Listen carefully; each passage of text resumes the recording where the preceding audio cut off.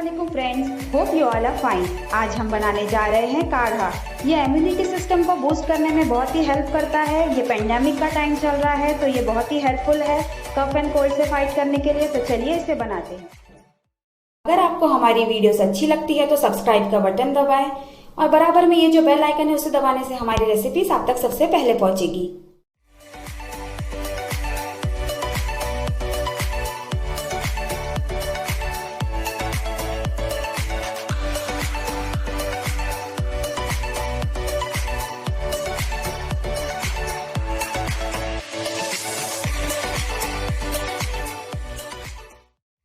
ये सारे खड़े गरम मसाले जो हमने लिए हैं उन्हें एक साथ लेके हम इसे कूट लेंगे।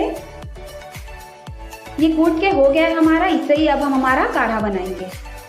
मैं 2 ग्लास काढ़े की रेसिपी बता रही हूँ, इसलिए मैं 2 ग्लास पानी ले रही हूँ पैन में और फ्लेम को हाई पे रखा है। डालेंगे इसमें वही कुटा हुआ हमारा खड़ा गरम मसाला, कलौंजी डालेंगे या मंगरेला कह लीजिए आप इसे। 1 इंच अदरक के लिए जिसे 2 टुकड़ा करके क्रश कर लिया था ये भी इसमें डाल देंगे। ये तुलसी के पत्ते लिए हैं जिसे अच्छे से वॉश कर लिया था, ये भी तोड़ तोड़ के हम इसमें डाल देंगे। अब जो है फ्लेम को हाई पे ही रख के इसे बॉईल करेंगे।